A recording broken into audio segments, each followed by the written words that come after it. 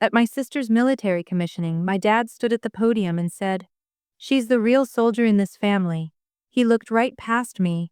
What he didn't know, the five-star general being introduced next was me. I remember the weight of my heels clicking against the pavement, the low hum of chatter in the air, and the sharp scent of polished brass and spring sweat clinging to the morning breeze. My sister Kaya's commissioning ceremony was everything you'd expect.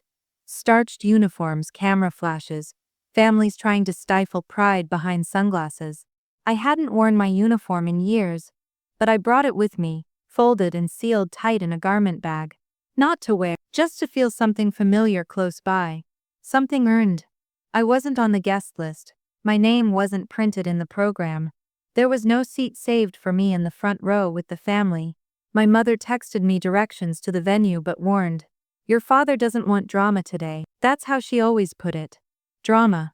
As if the truth were a performance I kept staging just to be difficult. Kaya didn't know I was coming. Not because I didn't want her to know, but because after everything, I didn't want her to feel like she had to choose. I told myself this day was hers.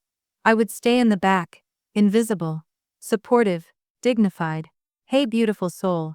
Before we dive in, show some love with a like, tap subscribe, and tell me where in this big beautiful world are you watching from. The ceremony began like clockwork. The national anthem played. The cadets marched out, and the base commander made his opening remarks. I stood in the back corner, hands clasped, heart beating harder than I expected. Kaya stood in the second row, straight and proud in her pressed service uniform. She looked so much like me at that age. Determined, glowing, naive. Then our father took the podium. Colonel Grant Hart, retired, decorated, respected. A career man who wore honor like armor and silence like a weapon. He adjusted the mic, cleared his throat, and looked over the crowd as if surveying troops. "I want to say something personal today," he began. "Because this isn't just another ceremony to me. This is a moment that reminds me what true strength looks like. My daughter Kaya. She's the real soldier in this family." The room chuckled softly. Some heads nodded. But I couldn't move. She's the one who followed through. The one who stayed on the right path. The one who honors the values this uniform represents. It wasn't just a compliment. It was a verdict. And I was the one being sentenced. The words lodged in my chest like shrapnel. I could feel the back of my eyes heat, but I refused to blink. I wouldn't cry here. Not again. To him I had never bled, never buried friends, never made the kind of choices that left you awake at night and hollow in the morning. To him I'd been erased, wiped clean from the record like a bad rumor. The crowd clapped. Kaya saluted. He stepped down. Then something shifted. A new voice came over the loudspeaker, calm, firm, practiced. "Before we proceed, it's my honor to introduce today's special guest. Please welcome 5-star General Tessa Hart." The room froze. I hadn't told anyone I'd accepted the invitation. General West had extended it privately weeks ago. I'd said yes with no plan, no idea if I'd even show. But in that moment, I stepped forward. I walked out in full uniform, medals in place, shoulders squared. The silence hit like a wave. People turned, some squinted. My father's face was stone. Kaya's eyes went wide. Her mouth opened just slightly, like she'd forgotten how to breathe. And I kept walking, toward the stage, toward the truth, toward everything they had tried to bury. Because sometimes the loudest thing you can do is simply show up. 2 weeks before the ceremony, I called my father. It was a short call. Most of our calls were Sam. I asked if it would be appropriate for me to wear my uniform to Kaya's commissioning. There was a long pause. The kind that stretches just long enough to say everything he won't put into words. "You lost that privilege when you walked away," he finally said. "Not when I was honorably discharged. Not when I buried teammates overseas. Not when I risked everything to report what was wrong. No." To him, I lost that privilege the moment I stopped being useful to his version of the family legacy. "I didn't walk away," I replied calmly. "You know that," he exhaled through his nose. "Let's not rehash all that. This day is about Kaya. Let's keep the focus where it belongs." It was always about keeping the focus where it belongs. Translation: anywhere but on me. I hung up without saying goodbye. When I arrived at the ceremony, I quickly realized just how far my exclusion had gone. My name wasn't on the program, not under the family acknowledgement section, not listed as a guest speaker, not even mentioned among Kaya's guests. There were rows of chairs labeled with little folded cards. Mom, Dad, best friend, mentor. There was no card with my name. I sat in the back, alone. Not even my mother came to find me. She'd sent a soft message the night before. Something like, "Don't make a scene, sweetheart. Your father's still sensitive about how things ended." As if it was me who had caused the damage. As if telling the truth had been the problem, and not the silence that followed. The people around me didn't recognize me. Or maybe they did, and just chose not to say anything. Some cadets glanced back at me, probably wondering who the lone woman was in the pressed navy suit, with military posture and eyes that scanned the room like a threat assessment.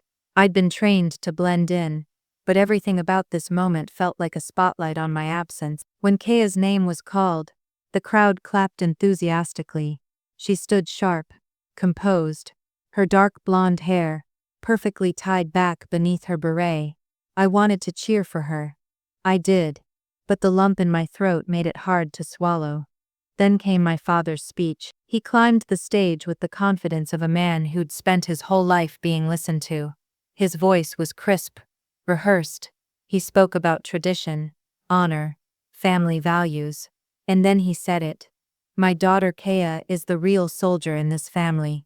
The words hit harder than I expected, not because I believed them, but because of how effortlessly he erased me. No hesitation, no second thoughts, just wiped clean from the family's narrative like I was an error in the script. I looked at Kaya, her smile faltered just slightly, the corners of her mouth tugging with a flicker of discomfort. She didn't clap, but she didn't speak either. And in that moment, I realized something that made my stomach turn. She didn't know. She didn't know what really happened to me. She'd been fed the same story that I left because I couldn't handle it. That I broke. That I gave up. I wasn't just excluded. I'd been rewritten. And the people who should have known better, my father, my mother, even my little sister, had stood by and let it happen. They thought I was gone for good. That I would sit quietly in the back forever. That I'd carry their shame like it was mine. But what they didn't know was that I never walked away. I was walking back in, and this time they were going to see me. 3 years before Kaya's ceremony, I was stationed overseas on a classified military intelligence assignment. At the time I was a major serving under the Joint Special Operations Command, attached to a mission that officially didn't exist. We were working out of a small compound deep in a conflict zone, rotating between high-risk surveillance and covert data recovery. I didn't carry a rifle most days. I carried encrypted drives and operational maps, tools that could either protect lives or ruin careers, depending on who touched them. I was good at what I did, efficient, focused, and I believed deeply in the system I was serving. That belief started to crack the day I uncovered a transfer manifest that didn't make sense. It was a routine audit of weapons distribution, small arms supposedly headed to Allied forces. But the numbers were wrong. Too many missing rifles. Too many duplicate serial codes. I dug deeper, quietly, methodically. What I found made my blood run cold. There was an entire shadow supply chain, weapons redirected from US bases and funneled through backdoor contracts into private hands. Not rebel fighters. Not allies. Mercenaries. Insurgents. The very people we were supposed to be neutralizing. And the paperwork. It had been cleared. Signed, authorized. One of the signatures was from Lieutenant General Wallace Stanton, my father's former commanding officer. A man I'd known since I was a kid. He used to come to our house for barbecues and holidays. I'd called him Uncle Walt growing up. At first I thought it had to be a mistake, a forgery, but it wasn't. Every document I checked had layers of corroboration, and more names. Some I recognized, some I did. The deeper I went, the more I realized this wasn't one rogue officer. It was a protected, deliberate operation buried under 6 layers of clearance. I did what I was trained to do. I filed an official report. I logged the evidence, flagged it for internal review, and sent it to command. I even included a separate file recommending quiet internal investigation. I wasn't looking to blow anything up, I just wanted it fixed. 2 weeks later, I was pulled from the field without warning. They said it was for a mental health evaluation. My access was restricted, my credentials revoked. I was placed on administrative leave in a quiet, unmarked room at a base 300 miles from my team. They told me it was temporary, just protocol. It wasn't. The message was clear. Let it go, or you'll be buried with it. And then the real gut punch came. I received an informal message, not through channels but through my father. He called late at night, voice low, tight with restrained anger. "What did you think would happen, Tessa?" he asked. "I thought the truth mattered," I said. His answer chilled me. "Not when it jeopardizes people who've given their lives to this country. You're not in command of context. You're in command of damage. You want to be a soldier? Then learn how to shut up." He wasn't asking if I was okay. He wasn't asking what I'd seen or what had gone wrong. He was telling me that loyalty in our world was not to truth. It was to silence. I was offered a deal: voluntary early discharge, full benefits, no media attention, a clean record, just disappear. They dressed it up in bureaucratic language, but I saw what it was. Exile with a smile. I took the discharge. What choice did I have? Stay and fight a machine that eats its own. When I walked out of that base, I wasn't broken. I was angry, furious, and deeply betrayed.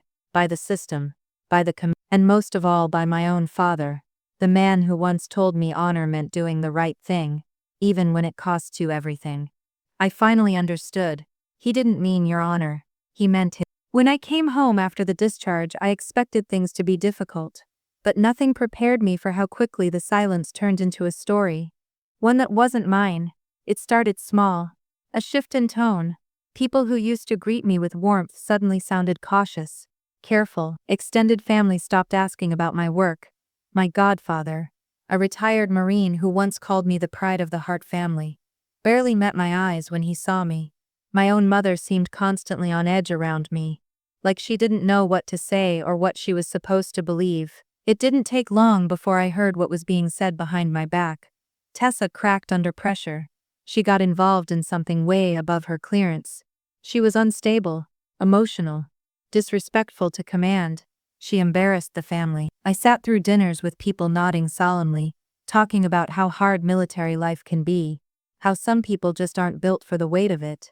Every word was polite, indirect, but I knew they were talking about me. I had been labeled a cautionary tale. The version of the story my father told was clean, easy to digest. His daughter had a breakdown. She couldn't handle the pressure. The military gave her a way out, and out of mercy, let her leave with dignity. And the subtext was clear.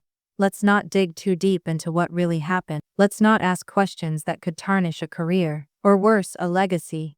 The legacy of Colonel Grant Hart.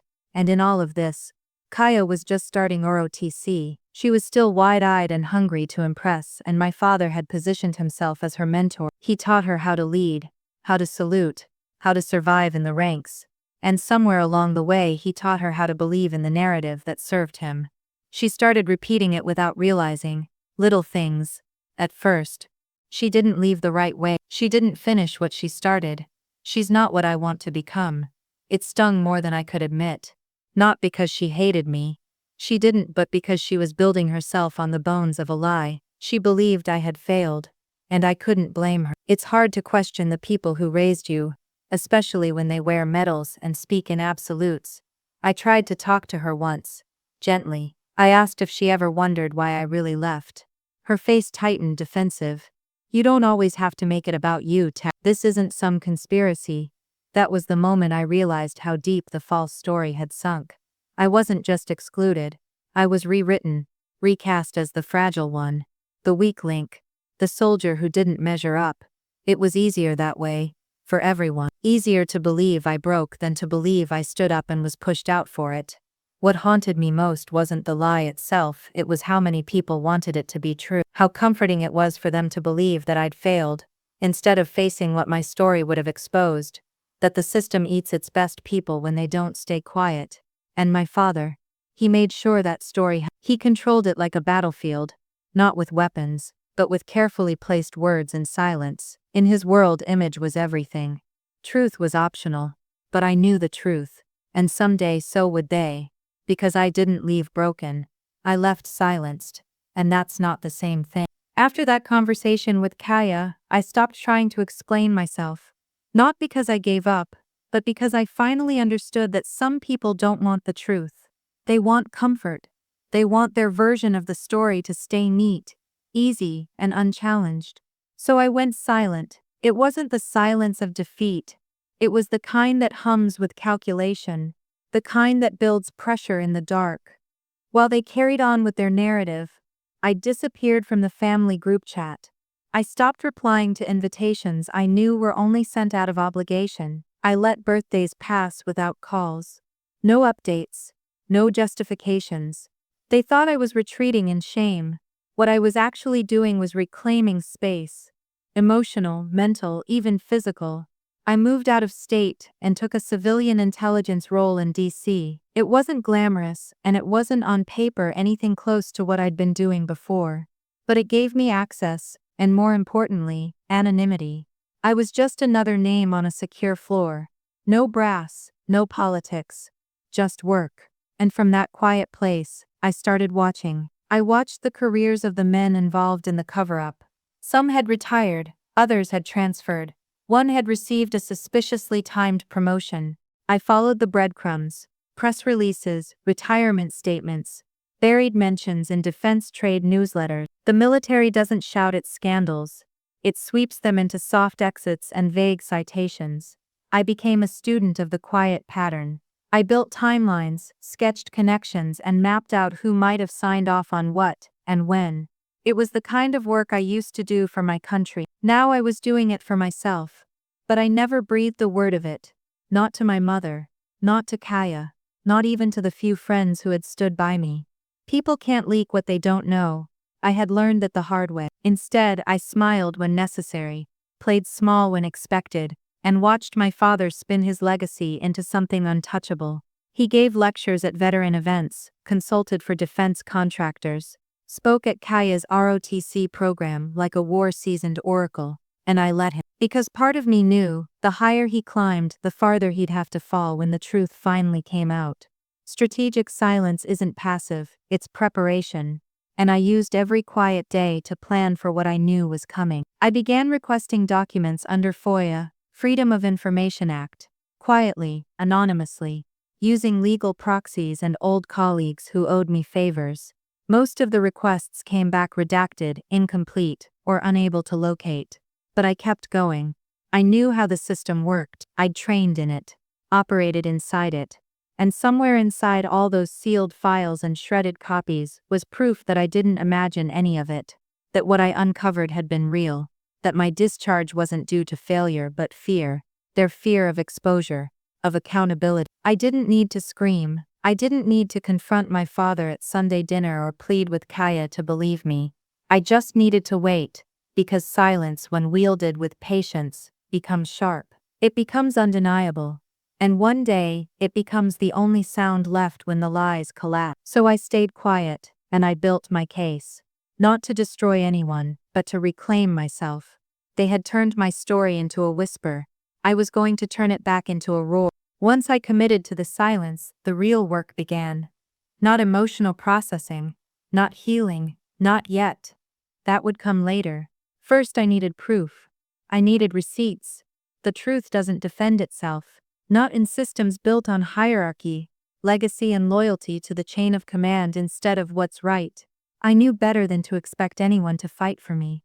So I started fighting smart. It began with old email chains. I'd kept backups not out of paranoia but habit. I'd always been meticulous with data, especially during field assignments. It was part of being good at my job. I combed through encrypted backups, hard drives, and archive folders, pulling every thread I could find from the operation that ended my career. I saved and cataloged them by date, location, relevance. I wasn't just looking for my version of events. I was reconstructing a timeline of who did what and when they tried to cover it. Some of the most damning emails weren't aggressive. They were quiet. Phrases like "should we consider managing perception," or "might be best if this doesn't escalate." Bureaucratic language soaked in plausible deniability. But if you knew how to read between the lines, and I did, The intent was loud and clear. Bury it. Next came my tribunal transcript. That hearing had haunted me for years. I remembered every moment of sitting in that cold, echoing room while senior officers stared down at me like I was a disciplinary problem instead of a whistleblower. What I didn't know at the time was that the session had been recorded. Not video, just audio. But it existed, and through a contact still active on base, I got a copy. I listened to it late one night with headphones, alone in my apartment. It was worse than I remembered. The parts where I spoke were short, clipped, constantly interrupted. They never let me finish a sentence. The sections where they discussed me, full of loaded phrases, emotional instability, questionable loyalty, disruptive to operational cohesion. They had labeled me a risk not because I was wrong, but because I was inconvenient. That recording became my centerpiece. But I didn't stop there. I requested my own military file. Officially it was clean. But there were red flags, gaps, missing evaluations, sudden changes in classification. The discharge paperwork had been pushed through without my signature. The dates didn't line up. One memo even referred to me by a title I hadn't held for months, proving it was rushed or recycled. I also started tracking the careers of those involved. Some had quietly moved to private defense firms. Others had taken early retirement with little fanfare. One had become a consultant for a weapons manufacturer that had ties to the exact supply chain I flagged years earlier. Coincidence? Maybe, but I had enough to raise questions. Enough to make someone nervous. Still, I needed someone with legal knowledge. Someone who could help me access what I couldn't touch from the outside. That's when I reached out to my uncle Samir. He wasn't military. He was a civilian defense attorney, sharp as a scalpel and twice as quiet. He had always believed me, silently. He never challenged my father, never got involved in family politics. But the day I showed him my file and said, "I need help," he nodded once and said, "Let's get to work." With his guidance, we filed new FOIA requests under different aliases. We drafted letters to key offices demanding procedural reviews. We even submitted a whistleblower retaliation inquiry to an oversight committee, one that had no choice but to log it, even if it sat on a shelf. By the end of the year, I had a binder 4 inches thick, filled with data, documents, audio files, and timelines. I also had something more powerful, a narrative I could finally prove. They had erased my story, but I had just rebuilt it, one receipt at a time. It was a Thursday when the email came through. Subject line: Private Inquiry, Jan West. At first I thought it was a phishing attempt. No one from command had contacted me in over a year, and certainly not someone with a name that held weight across every corner of the armed forces. General Raymond West wasn't just a high-ranking officer. He was a reformer, quietly feared by old guard brass and quietly respected by those who believed the military could be better, sharper, cleaner. I opened the email cautiously, but it was real. The signature, the secure encryption, the attached contact line, all of it checked out. The message was brief. "I've reviewed your 2019 report. I believe we should speak, confidentially." I didn't reply right away. My heart was racing, but my mind had been conditioned to distrust anything that felt like hope. I let it sit for 24 hours. Then I responded with a time and a burner number. He called within minutes. His voice was even, clear. A voice trained to issue orders but not bully. I could tell immediately. This wasn't someone trying to cover tracks. He'd read my report, my tribunal file, the emails, everything. He didn't ask if I was telling the truth. He told me I had been right. "You flagged a system flaw that could have gotten people killed," he said. "You were punished for exposing it. I don't agree with how that was handled." I didn't speak for a few seconds. I didn't trust my own voice for so long. I had operated in silence, gathering proof, carrying the weight of the erasure that I wasn't sure how to react to someone actually affirming what I'd lived through. General West didn't offer excuses. He didn't try to make it sentimental. He simply told me he'd been appointed to a new oversight initiative, a quiet review of retaliatory discharge cases just like mine.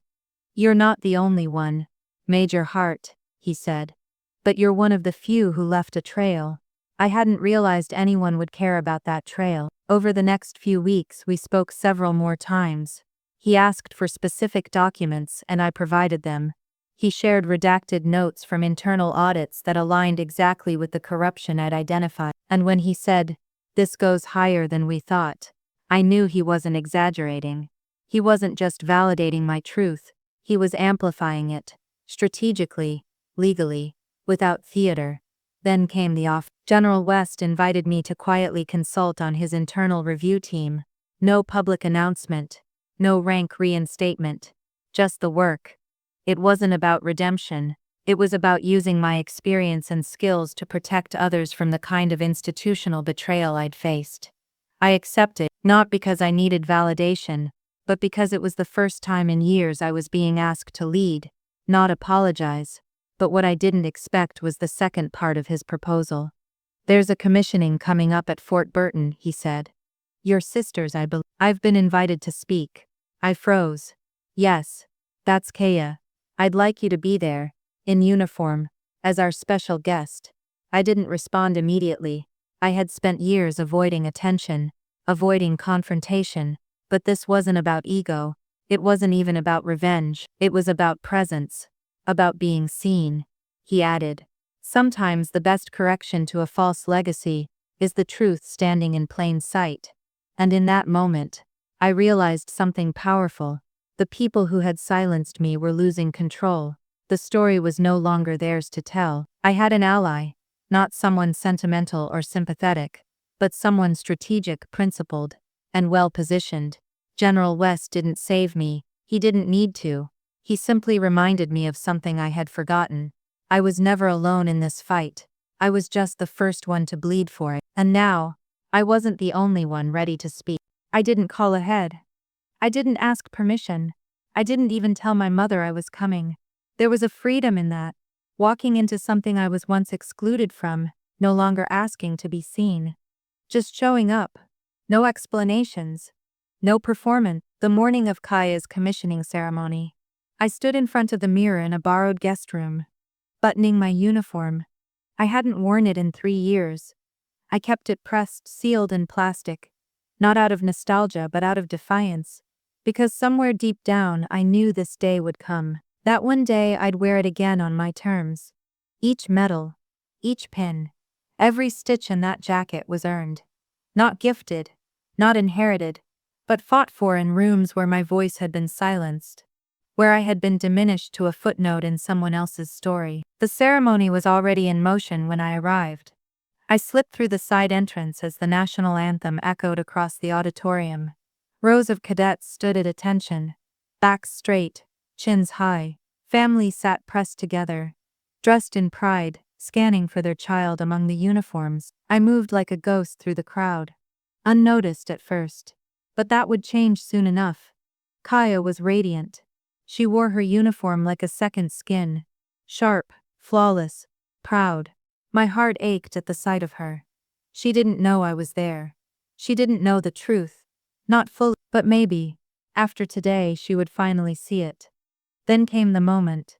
Colonel Grant Hart, my father, took the stage. The applause was thunderous. He was well loved, well respected, still riding the coattails of a reputation built on obedience and image. He approached the podium with a confidence I'd seen 1,000 times. It used to inspire me. Now it made my skin crawl. He cleared his throat, glanced down at his note cards, then looked up with a practiced smile. "This is a proud day for the Hart family," he began. "Today my daughter Kaya officially joins the ranks of the U.S. Armed Forces.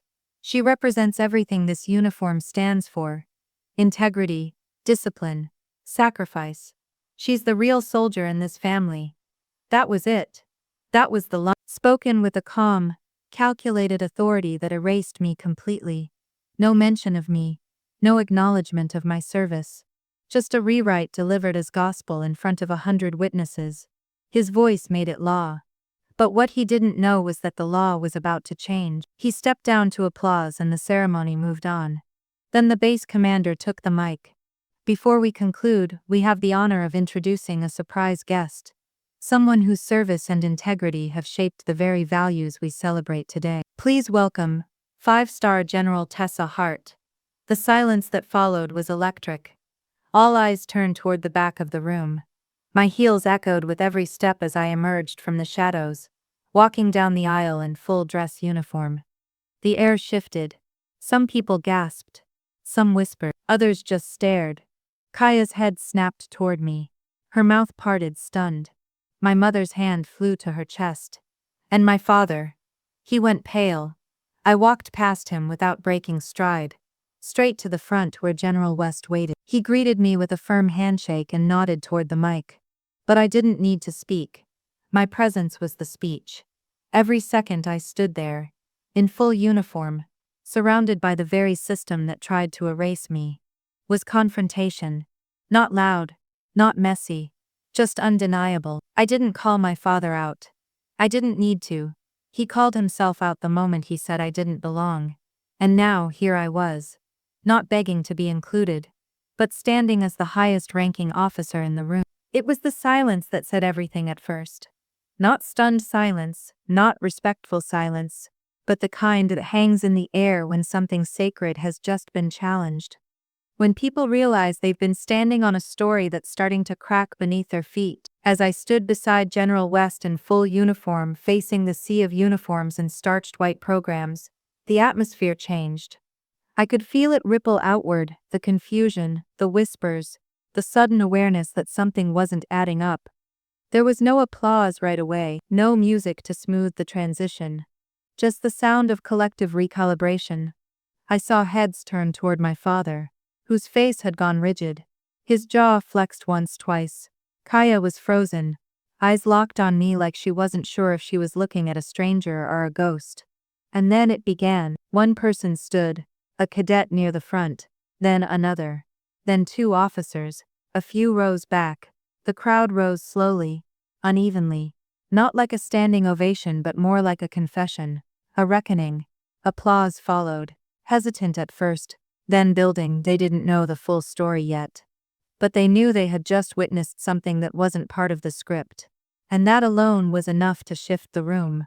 The rest of the ceremony proceeded, but no one was really focused anymore. The program kept going, names were called, oaths were taken, but people kept glancing at me. The energy had changed. The hierarchy had shifted. By the time it ended, my inbox was already full. Quiet messages, subtle inquiries, old colleagues, former instructors, even two junior officers, who had once sat on my tribunal. We owe you more than we gave you. Never should have stayed silent. Is there anything I can do now? It didn't stop there. Military blogs picked up the story that same evening. Someone had taken a photo of me walking down the aisle, flanked by flagpoles, and flanked by shock. The caption, "She showed up in full uniform after being erased." The room froze. By the next day, military forums and veteran spaces were flooded with debate. People started asking questions. Why had a decorated officer with a spotless record disappeared so quietly? What was the real story behind her early discharge? Why did the same officers connected to her tribunal have closed-door settlements pending? Questions turned to pressure. Pressure turned to policy review. A week later, General West's Oversight Committee issued a public statement announcing an internal audit into discharge cases involving whistleblower retaliation. Mine was at the top of the list. I wasn't the only one, but I was the one who had resurfaced in a way that couldn't be ignored. Within a month, two of the officers involved in my case retired early. One of them had just accepted a private defense contract, which mysteriously vanished after the news cycle picked up the audit. And my father, he didn't say much, but I heard he canceled a speaking engagement at his alma mater. And when he did finally make a public statement, a short, sterile quote for a local paper, he didn't mention me by name, just said, "Families are complicated." No denial, no challenge, just retreat. Kaya called me 5 days after the ceremony, not to apologize, not yet, but to ask questions, honest ones, the kind she never knew she was allowed to ask. "I never knew they silenced you like that," she said quietly. I didn't know who to believe back then. I told her the truth wasn't about sides. It was about love. And once you let it in, even just a sliver, it spreads. The system didn't collapse that day, but it cracked. And sometimes cracks are the beginning of change. I didn't feel triumphant at first.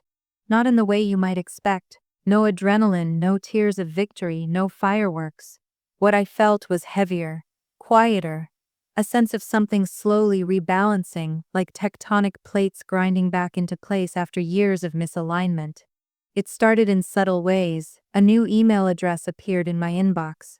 Betrayal domain marked high priority. It was from the Office of Inspector General.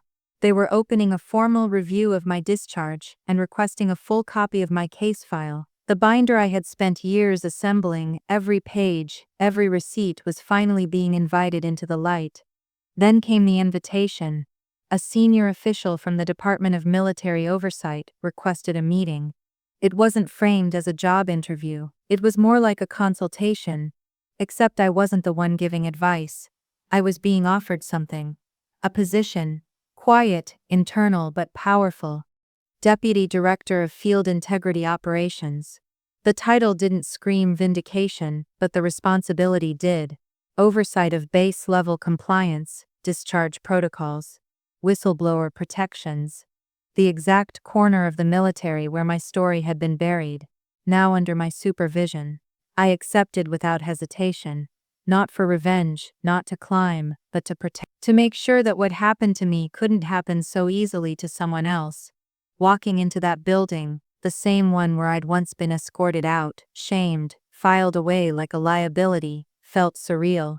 I kept waiting for someone to stop me at the door, to ask for a badge I didn't have, but this time my name was already printed on the office plaque. The guards saluted. The elevator recognized my credentials. I had keys now, to rooms they once locked me out of. And the irony wasn't lost on me.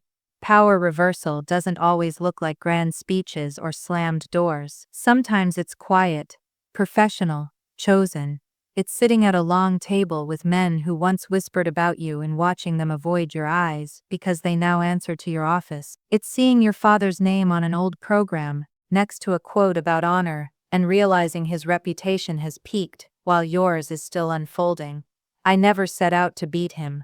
My father wasn't the goal, the truth was, but it was impossible to ignore how deeply tied his identity was to my erasure, how invested he had become in the version of events where I was the failure, the disappointment, the cautionary tale. When I stepped back into that space and reclaimed my voice, it didn't just threaten the lie, it rewrote the foundation of everything he stood on. And maybe that's why he couldn't speak to me after the ceremony. Maybe it was easier to say nothing than admit he'd spent years protecting the wrong people and punishing the wrong daughter. I got word later that he had quietly resigned from a defense consulting group. No official reason given. No farewell ceremony, just faded out. The same way he'd tried to fade me out. Kaya, on the other hand, started calling more often. She didn't pretend to know everything. She didn't try to fix the past. But she listened, asked questions, sat with uncomfortable truths, and in doing so, something shifted between us, something that had always belonged to us, but had been held hostage by someone else's version of the story. Now I wasn't just her older sister, I was her example. For the first time in years I had authority, but not the kind pinned to my collar. This power wasn't given, it was reclaimed, earned in silence, forged in truth, and carried with the kind of grace they never saw coming. When people talked about my family's legacy, it was always in reference to my father, Colonel Grant Hart, decorated, disciplined, a man who served with distinction. His photo hung in military halls, his quotes etched into newsletters and academy brochures. He was the one they pointed to when they spoke about sacrifice and honor. But that legacy was built on silence and omission, and in my case, outright fabrication. For a long time I thought reclaiming my legacy meant proving that I had been wronged, clearing my name, forcing an apology, getting my rank back. But I learned that real reclamation isn't about dragging the truth into someone else's frame. It's about building a new one that doesn't beg for space in their story, because it stands on its own. My office at the Department of Military Oversight didn't have medals on the walls. No framed articles or flags, just a shelf filled with binders, reports of discharged whistleblowers, abuse of authority, hidden retaliations. I knew every case by name. I read them like old war stories, because they were, and I saw myself in every single one. I began traveling not for recognition, but for restoration. I spoke at smaller military academies, sometimes anonymously, sometimes not.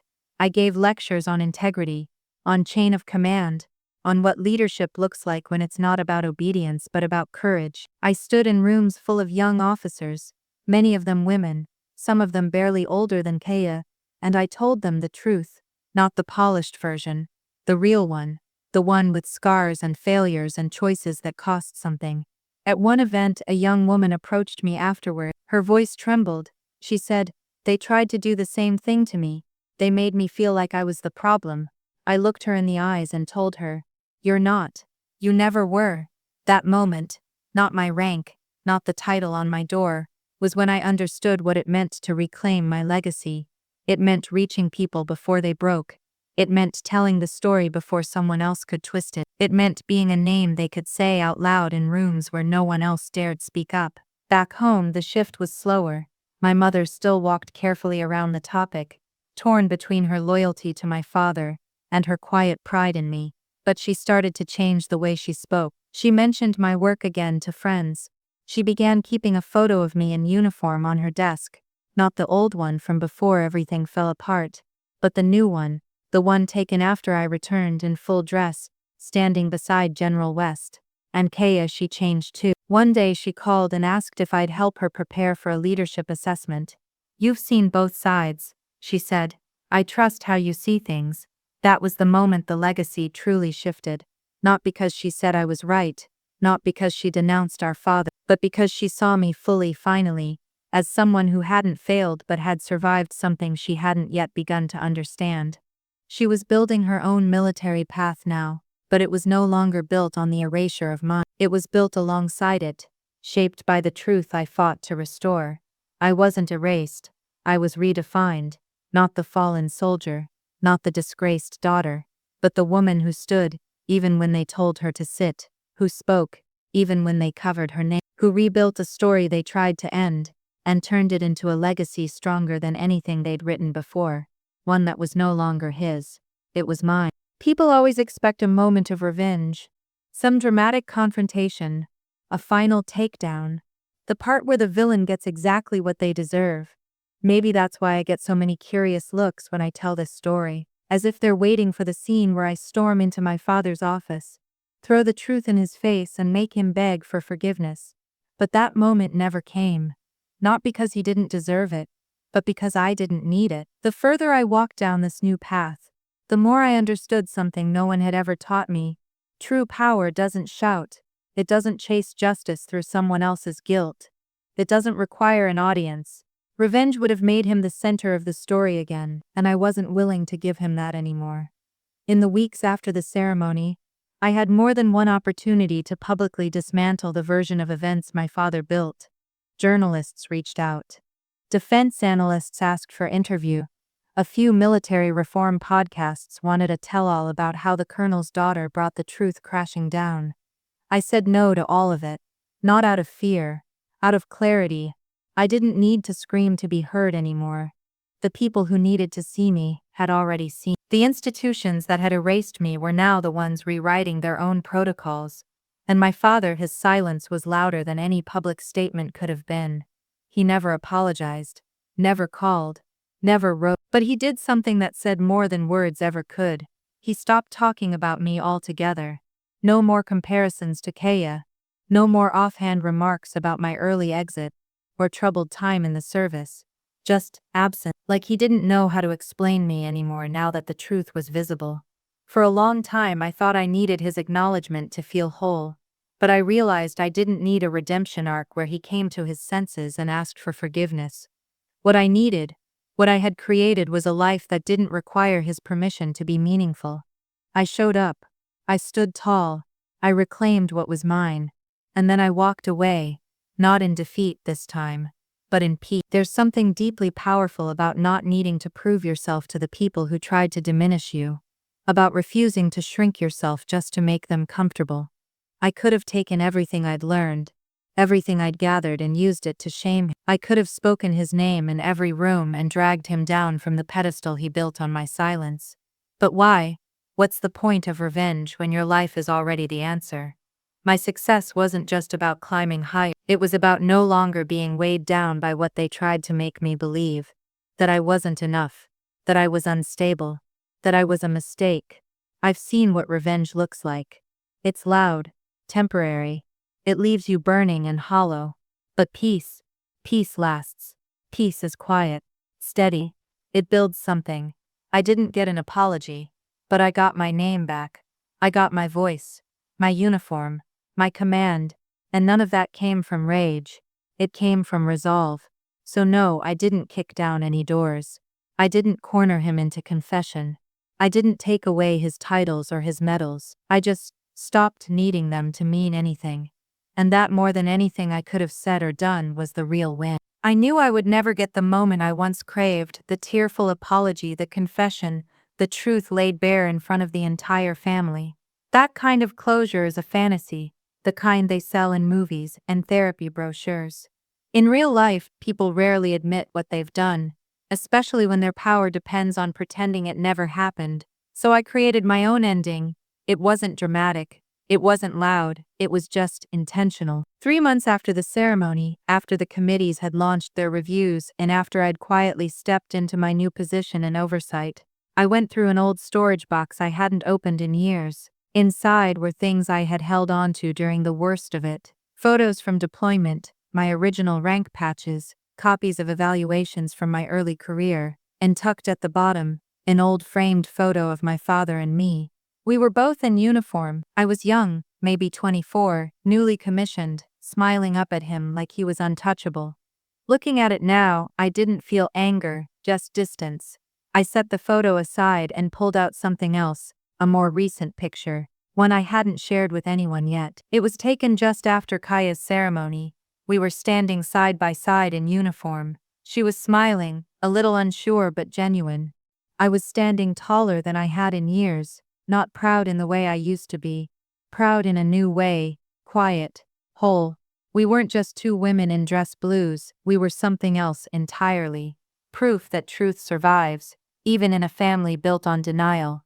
I had a copy of the photo printed, not large, just enough to fit in a small wooden frame. I wrote nothing. I included no explanation. I didn't sign a note. I simply placed it in a box with soft padding, addressed it in my handwriting, and mailed it to my parents' house. That was it. That was the confrontation. That was the closure. No confrontation. No demands. Just a picture. A truth too clear to ignore, delivered with the same silence they once used against me. I don't know how my father reacted when he opened it. He never acknowledged receiving it. My mother never mentioned it in passing. Kaya said nothing, but 2 months later I visited home briefly, just for a night, to see an old friend who still lived nearby. I stopped by my parents' house unannounced, mostly out of curiosity. My father wasn't home. My mother answered the door, surprised but not unkind. We made small talk, she invited me in, and that's when I saw it. The photo, framed, placed on a shelf in the living room, between two of my father's medals. No fanfare, no spotlight, but it was there. He had received it. He had chosen to place it in plain view, not hidden, not buried, visible. It wasn't an apology, and it didn't erase the years of silence or the weight of what was taken from me, but it was a kind of acknowledgement, a quiet surrender to the truth, maybe even a quiet respect. I left without saying anything about it. I didn't need to. The point had already been made. That photo wasn't a peace offering. It was a mirror, and he had chosen to keep it. That was the end of the story, not with a fight, not with fury, but with a single image that spoke louder than any confrontation ever could. Symbolic closure is like that. It doesn't demand a reaction. It just exists. Whole, unshakable. It says, I know who I am now, and you do too. Recognition came slowly, not as a tidal wave but as a series of quiet moments that told me the tide had turned. It didn't start with my father. It didn't start with the people who once sat silently while I was cast out. It started with people who had watched from the sidelines, unsure of what to believe back then, and were finally beginning to see the picture clearly. A retired officer who once served with my father messaged me on LinkedIn. His note was short but deliberate. I owe you a late thank you. You saw what many of us chose not to. And you were right. Another came from a woman I had mentored briefly years ago. She told me that seeing me step into that auditorium in full uniform had changed her idea of what strength looked like. Not just in a soldier but in a woman. I started getting invitations to speak on integrity panels, to lead discussions about command accountability. I hadn't asked for it. I wasn't campaigning for attention. But something had shifted. People were watching now, and not with suspicion, with respect. Even within the institution, there were small but meaningful shifts. A general I'd never met forwarded me a revised version of the oversight policy I'd helped shape. He added, "We've included your recommendations. Thank you for pushing this forward when no one else would." It felt surreal. I remembered the days I couldn't get anyone to read my original report. And now it was being cited in reform policy. Recognition, when it finally arrived, didn't come with fanfare. It came in measured nods, quiet gestures, changes in protocol, and that felt more powerful than any award or public apology ever could. But still, the people closest to me, the ones whose voices had mattered the most when I was drowning, stayed silent. My father never said he was wrong, not once. He didn't call me. He didn't write a letter. He didn't sit me down and look me in the eye. But he never spoke the old lie again either. He stopped repeating the story of how I walked away. He stopped drawing comparisons between Kaya and me at dinners. He no longer dismissed my name when it came up in military circles. Instead, he did something that I came to understand as his version of reckoning. He stopped pretending I didn't exist. The photo I sent him remained on the shelf. It never moved. Guests who came over commented on it. Some even asked him about it. And while he never went into detail, he never denied what it was. He would say, "That's my oldest daughter, Tessa. She's still in the field. She's doing important work." It wasn't an apology, but it was acknowledgement. And sometimes that's all you get. Kaya saw it too. She noticed the way people treated me differently after the ceremony. At first she was quiet about it, but over time her questions deepened. Her understanding widened. She didn't ask for proof anymore. She asked for perspective, for advice. She invited me to review her essays, asked how I would have handled certain decisions. That was a kind of recognition too, not just of who I was now but of who I had always been. The truth is, you don't need everyone to apologize for what they did to you. You don't need their guilt or their regret or their admissions. Because the absence of lies, the silence that follows after years of denial, becomes its own kind of justice. You can walk into a room full of people who once doubted you and watch them stand a little straighter when you speak. You can hear your name in conversations that used to ignore you completely. You can see the shift in their eyes, that slow, inevitable realization. They were wrong, and you never had to say it. You just had to keep showing up. There's a strange stillness that comes when you realize the fight is over. Not because everyone finally clapped for you, not because the wrongs were magically made right, but because you no longer need any of that to move forward. The fight ends when you stop carrying the weight they handed you and start walking in a direction entirely your own. That's where I found myself, not standing on a stage, not standing at attention, but standing in my own life. Quiet, clear, and fully mine. I was no longer the daughter of Colonel Grant Hart. I wasn't the cautionary tale or the whispered disappointment, or the woman who'd cracked under pressure. I had stripped all of that away piece by piece until what was left wasn't a version of me defined by someone else's story. It was just me, Tessa Hart. General, strategist, survivor, rebuilder, and maybe more importantly, human. I left the Department of Military Oversight 2 years after the ceremony, not in protest, not in scandal. It was just time. I had helped lay the foundation for real change, mentored younger officers and revised policies that once left soldiers like me vulnerable and voiceless, but I knew my mission was shifting again. What I wanted now wasn't just reform, it was reinvention. So I did something no one saw coming. I started a nonprofit Clear Path Directive. It wasn't flashy, it didn't make headlines, but it made impact. We offered legal and psychological support to active duty service members facing retaliation, especially women and minorities. We taught them how to protect their paper trail, how to document their stories before someone else rewrote them, how to stay whole. I didn't build it to be thanked.